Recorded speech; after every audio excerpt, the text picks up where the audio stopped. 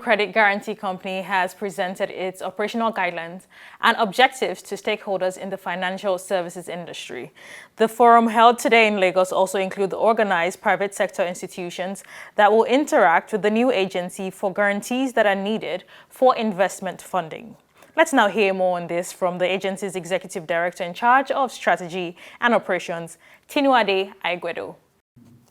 These are credit guarantees covering up to 60% of the outstanding principal. Credit core guarantees in partnership with peer institutions like InfoCredit and Impact Credit.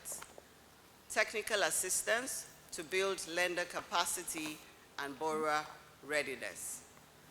We are rolling out 2 core credit guarantee products, each with unique features that allow partners to manage risk while reaching more borrowers: the individual guarantee and the portfolio guarantee.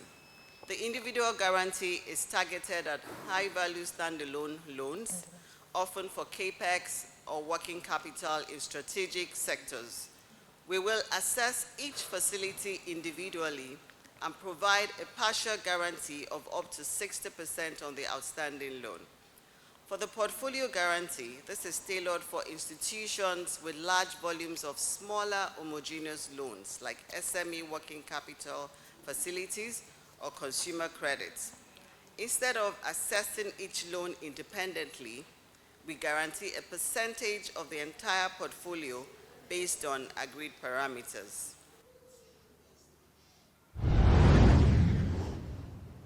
The International Monetary Fund, or IMF, has approved a 5th review of Zambia's loan program, releasing a fresh $184 million to support the copper-rich nation's recovery.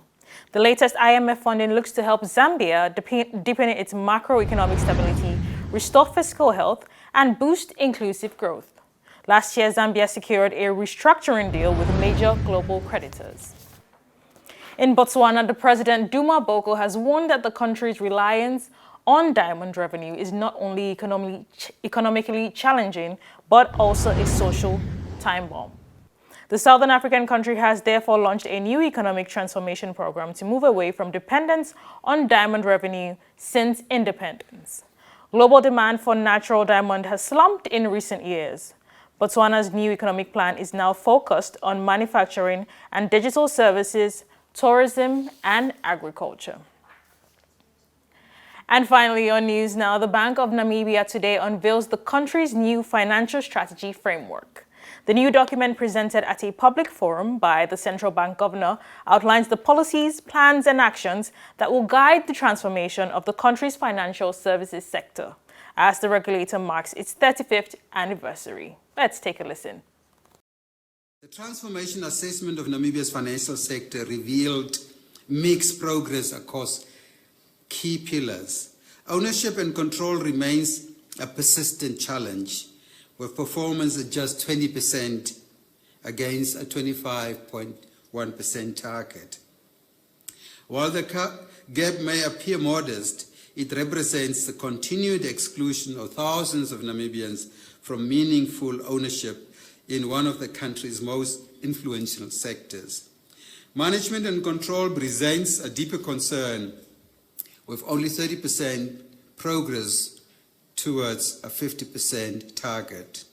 This shortfall not only limits diversity in leadership, but undermines the sector's ability to reflect the strategic insights and lived realities of Namibia's diverse population.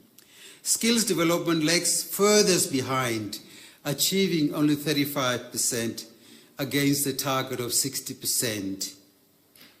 As one of the more attainable transformation goals, this 25% percentage point gap highlights a troubling lack of investment in talent development from historically disadvantaged groups. Let's just get started. We're reviewing today's markets data. Of course, the FMDQ trading ticker tape is going up there. You saw the markets last week. Nigerian bonds, local bonds outperformed the rest of emerging markets and frontier Africa. So very quite positive, and we see that continue today.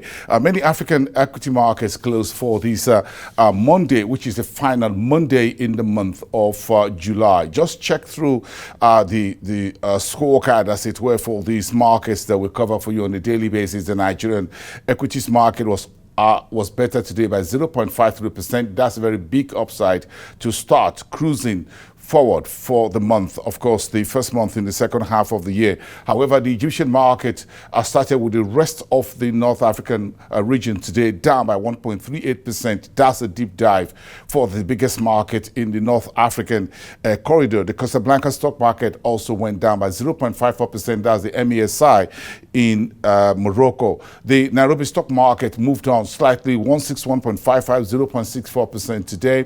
In Zimbabwe, that rally that we saw on Friday continued the pace today on the back of corporate news and earnings that we're seeing from some of the listed companies on the Zimbabwe market. 201.53 for the All-Share Index, 0.41% better. Mauritius on the Indian Ocean Islands, 0.3% also in the green. The GSE fell 0.17%. The market still a little bit skittish about how trade relations between Washington and Pretoria will end up. So all of that in place today. And that's about it for the market data for today's edition of your Morning Moves, Monday, July